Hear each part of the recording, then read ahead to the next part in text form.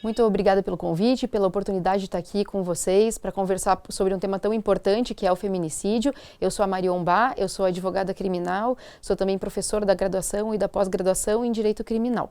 Então hoje eu selecionei, na verdade, alguns pontos que me chamam a atenção no que diz respeito a esse tema, começando para trabalhar com a importância do tema, ou seja, como é, por um lado, triste e por um lado é importante que em pleno 2018 a gente esteja aqui para conversar sobre o tema como feminicídio. Então, de um lado, é muito triste que a gente ainda hoje tenha notícias, basta um rápido pesquisar no Google e a gente vai ver que nesse mês em que a Lei Maria da Penha completa aí um aniversário, a gente possa encontrar pelo menos 2 casos no Distrito Federal em menos de 24 horas de feminicídio. A gente tem 256 casos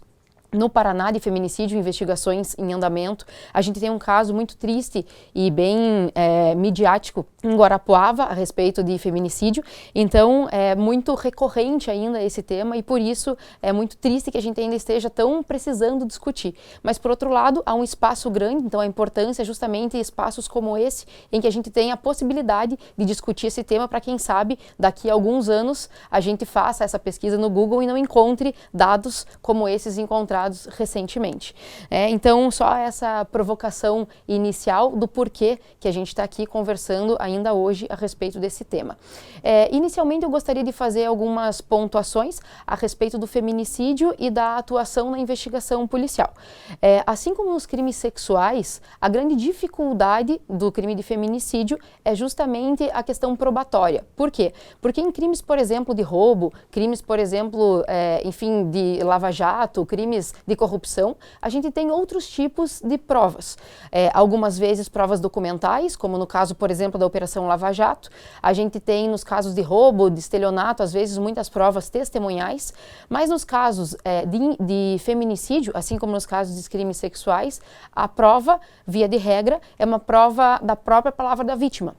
Não tem testemunhas, é entre 4 paredes, a violência é interna, na residência, então essa dificuldade probatória precisa chamar um pouco a atenção no que diz respeito à investigação. No caso específico de crimes sexuais, os tribunais e os aplicadores do direito vêm chamando a atenção justamente para a importância da palavra da vítima. Só que isso no feminicídio, salvo nos casos em que há uma tentativa, não ocorre, justamente porque obviamente a vítima foi morta. Então se eu não tenho testemunhas de regra geral, não tenho provas testemunhais, não tenho provas, enfim, vídeo, câmera, não tenho nada assim, e a vítima foi morta, como é que eu faço para provar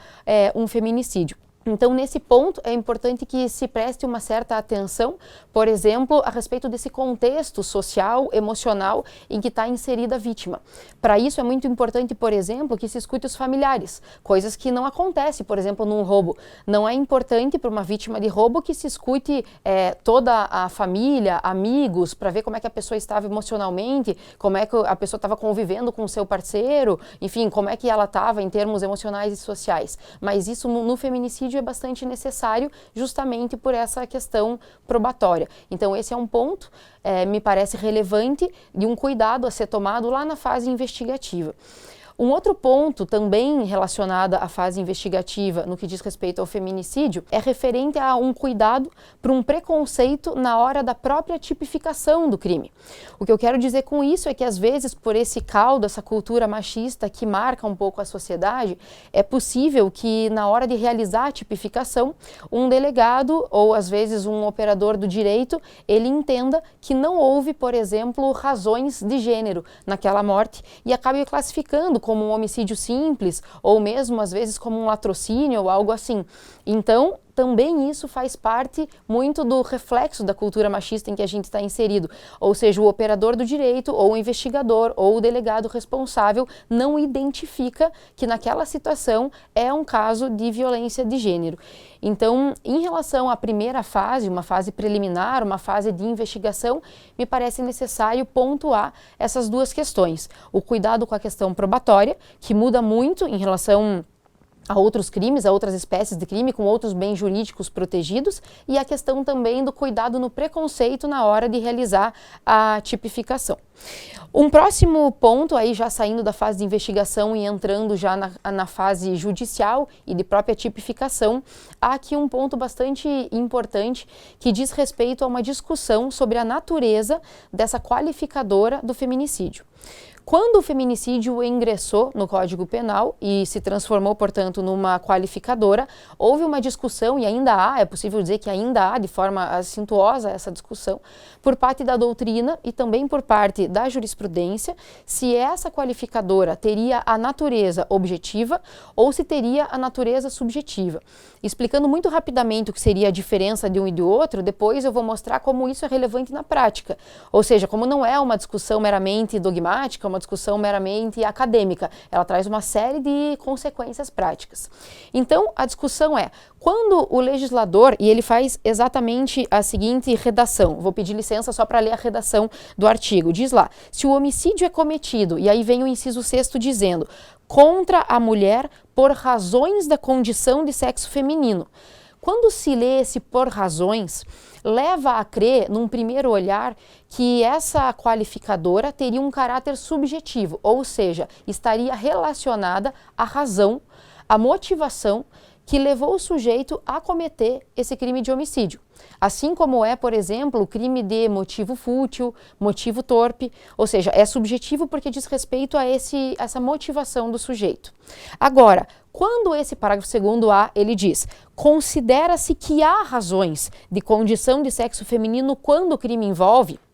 e aí ele dá 2 pontos e diz 2 formas, que é a violência doméstica e familiar e o menosprezo ou discriminação à condição de mulher.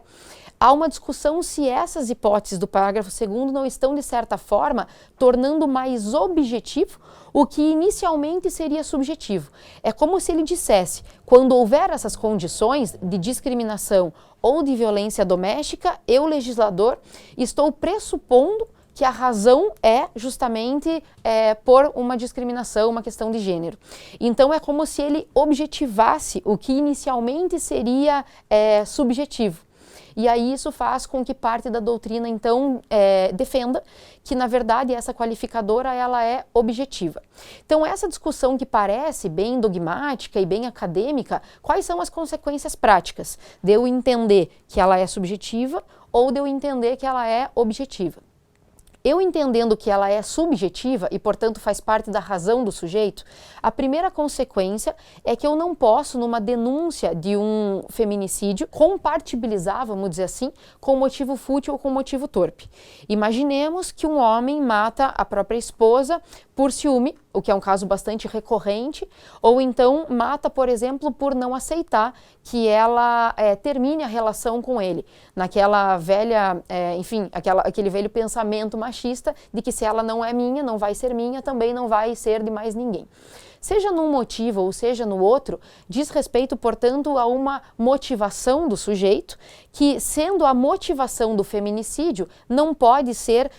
compatibilizada com motivo fútil ou com motivo torpe, porque já é a motivação do feminicídio. Isso faria com que o sujeito fosse denunciado, na prática, por apenas uma qualificadora, que é a do inciso 6º. E na hora do juiz calcular a pena desse sujeito, a pena vai ser de 12 a 30 anos, mas ele não vai ter mais uma qualificadora, por exemplo, para trabalhar o aumento da pena nesses patamares. De 12 a 30, ele não tem uma nova qualificadora para aumentar a pena nesse intervalo entre 12 e 30. Agora, se eu entender que o feminicídio tem uma natureza objetiva, ou seja, que é, vamos dizer assim, um palco, uma circunstância, um cenário que pressupõe que toda vez que acontecer nessas circunstâncias, isso vai ser um feminicídio e, portanto, é objetivo, eu posso perfeitamente, nesses 2 exemplos que eu dei, do ciúme ou de não aceitar, por exemplo, um término, é bem possível que então esse sujeito seja denunciado por um homicídio, e aqui não estou falando tecnicamente, mas de uma forma mais leiga, duplamente qualificado. O que significa então que a pena dele será de 12 a 30 anos, mas que eu vou ter como trabalhar também com um aumento, porque vai sobrar uma qualificadora, vamos dizer assim, para trabalhar com um aumento de pena. Então há uma diferença significativa em termos de pena quando eu fizer essa distinção entre objetiva e subjetiva. Existe uma outra diferença também significativa na prática. Imaginem que esse marido mata a esposa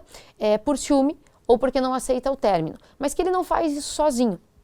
Imaginemos que ele faz isso na presença ou com a ajuda de um amigo, que ele pediu então para ajudar na execução da mulher. Se eu entender que a razão é subjetiva e, portanto, faz parte da motivação, a motivação daquele marido vai ser o ciúme e, portanto, para ele o crime vai ser qualificado e aí vai ter o feminicídio com a pena de 12 a 30. Esse amigo que está participando e ajudou a matar essa mulher, a motivação não necessariamente é a mesma, porque ele não sente o ciúme que o marido sente. E, portanto, se é subjetivo e se diz respeito à motivação, o feminicídio, pode ser que esse amigo que auxiliou seja denunciado por um homicídio simples, com uma pena de 6 a 20. Por outro lado, se eu entender que essa qualificadora do feminicídio é de ordem objetiva e, portanto, diz respeito a um cenário, a um caldo cultural que pressupõe que naquelas condições é sempre um feminicídio, é algo objetivo, que não diz respeito à motivação, esses dois sujeitos vão ser denunciados juntamente por feminicídio, porque aí a circunstância comunica ao coautor, porque ela tem uma natureza objetiva. Então essa é uma segunda consequência, vamos dizer assim, já automática por conta da distinção dessa natureza. E uma terceira consequência diz respeito à ideia de ser simbólica essa lei do feminicídio. Porque se eu entender que é parte da motivação, grande parte da doutrina critica, dizendo que então o feminicídio veio mais como uma força simbólica de fazer algo que já era reconhecido como um crime hediondo e de que já era reconhecido como um motivo torpe e motivo fútil na maior parte das vezes. Por quê? Porque esses casos de ciúme e esses casos então em que a mulher não pode terminar o casamento, isso já seria fútil ou já seria torpe. Então, quando eu considero que isso é subjetivo, grande parte da doutrina diz, olha, na verdade o feminicídio não mudou muita coisa, porque ele já era considerado então uma qualificadora e também já era um crime hediondo, pela mesmíssima razão. É por esse motivo que o STJ, nas decisões mais recentes, tudo começou numa decisão do ministro Félix Fischer em 2017, ele entendeu que na verdade essa qualificadora ela tem a natureza objetiva. É assim que a jurisprudência vem aplicando. O Supremo Tribunal Federal ainda não se manifestou, porque ainda não foi provocado, talvez por uma questão temporal, ou talvez porque o próprio STJ deu conta de dar essa resposta e se manifestou primeiro com o Félix Fischer como relator e depois já em outros casos, pelo menos 5 casos, já houve essa mesma discussão e foi apontado essa qualificadora como de natureza mais objetiva. Então a gente tem hoje a possibilidade de compatibilizar alguém que mata a mulher numa violência doméstica, por ciúme, por exemplo, com a denúncia por motivo fútil e mais o feminicídio. E isso tem todos esses reflexos que a gente viu aqui na prática, em termos de pena, em termos de coautoria e assim por diante. Então esse é o entendimento majoritário que vem aplicando hoje a jurisprudência. Também um outro ponto que me parece merecedor de registro é o quanto o nosso Código Penal ele ainda dá, de certa forma, uma prevalência, por exemplo, para bens jurídicos patrimoniais. Eu vou relatar um caso que aconteceu em 2017 e que é bastante famoso para quem milita nessa área da violência de gênero. É um caso da Maiara Amaral. Era uma musicista e também professora do Mato Grosso do Sul. O que aconteceu foi que essa mulher, ela tinha um caso, vamos dizer assim, com um sujeito há mais ou menos um ano, e ela foi com ele até um motel, e ele nesse motel acabou tirando a vida dela, ceifando a vida dela a marteladas, matou com um martelo, depois colocou fogo no corpo. E no dia seguinte, quando a família deu conta, pela falta dela, pela demora dela, o não retorno em casa, e começou a investigação, a polícia encontrou esse sujeito que com ela se relacionava em posse do automóvel dela e um amigo dele com os violões que pertenciam a ela na ocasião. E aí começou uma investigação pelo crime de latrocínio. Para abrir um parênteses, que acho que é bem importante, o crime de latrocínio, ele é no Código Penal encaixado e classificado como um crime patrimonial, que vai não a júri popular, mas é um juiz técnico que faz o julgamento, e mais do que isso, e esse ponto é bem importante, tem uma pena de 20 até 30 anos. Aí o que aconteceu? A tese de defesa desse sujeito foi que, na verdade, a intenção dele não era subtrair o carro dela e esses bens como o violão, mas que, na verdade, a intenção dele era matá-la por uma razão de discriminação que ele sentia por ela. Ou seja, a tese de defesa dele foi que não foi um latrocínio, mas que foi um feminicídio, com uma pena de 12 até 30 anos. Por mais que ele tenha subtraído esses bens depois, o automóvel e também os violões, por exemplo, isso seria um furto, porque daí ela já estaria morta. Na soma das penas de um feminicídio, em que a pena é de 12 até 20 anos, e mais um furto, que a pena é de 1 a 4, percebam que a gente vai ter aqui uma pena mínima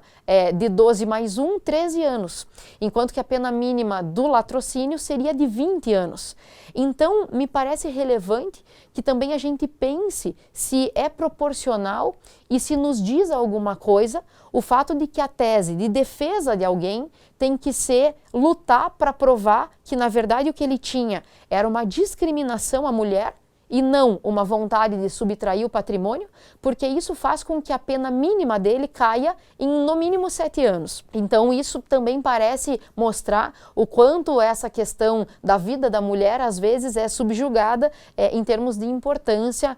para um crime patrimonial, né? Então esse também me parece um caso bem emblemático e digno de nota aí para que a gente possa continuar repensando essa questão. E por último, uma última questão que eu venho notando também na atuação como advogada criminal, e esse já é o último ponto que eu quero fazer o registro,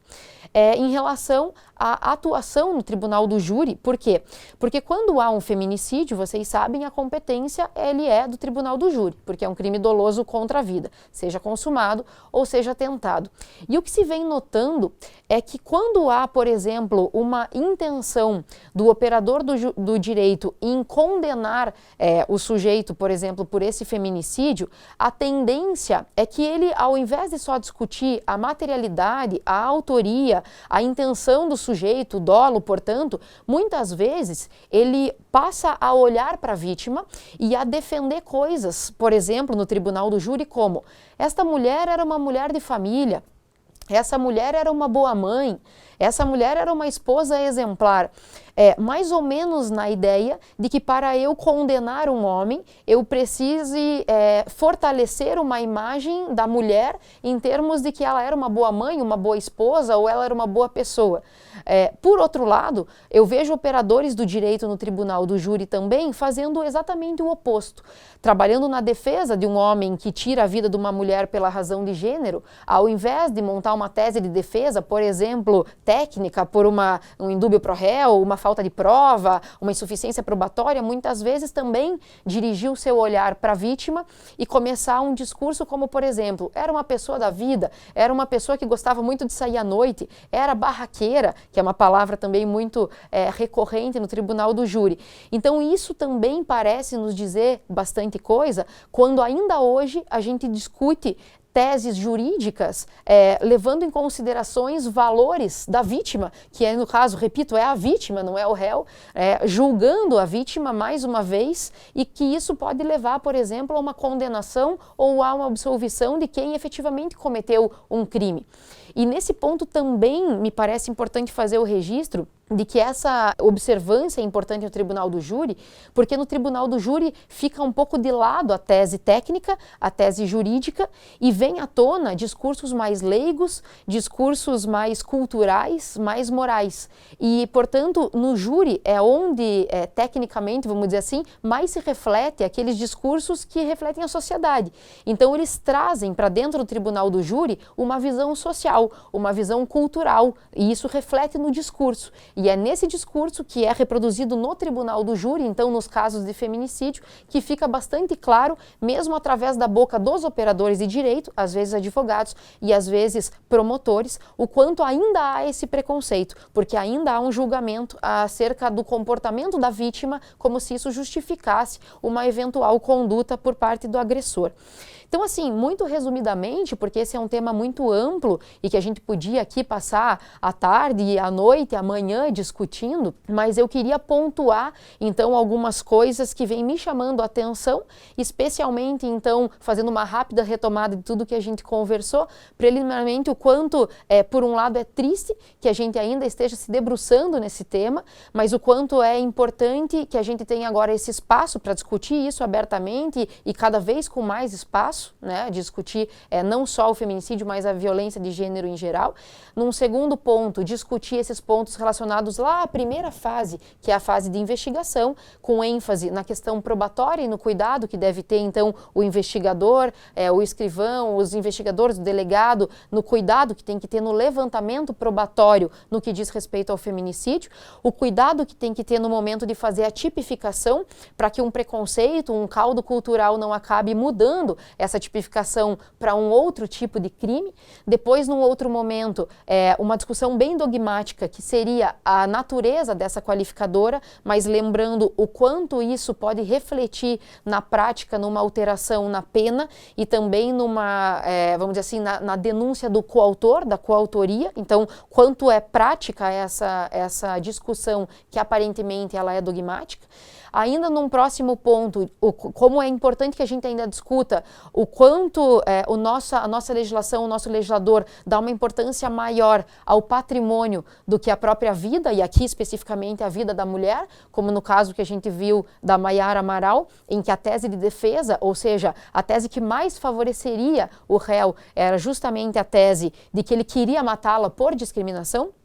e não para ficar com os bens, e aí fechando justamente na parte final, na fase mais de plenário, de júri, e o quanto os discursos reproduzidos no tribunal do júri ainda revelam essa violência à mulher, ou seja, mesmo depois de vitimada, mesmo depois de morta, ela ainda é uma nova vítima por conta dos discursos, às vezes dos próprios operadores do direito. Então, de tudo o que a gente poderia trabalhar, eu optei por pensar esses temas, por considerar que eles ainda merecem uma atenção de todos nós. No mais, eu agradeço muito a atenção e espero de alguma forma ter contribuído.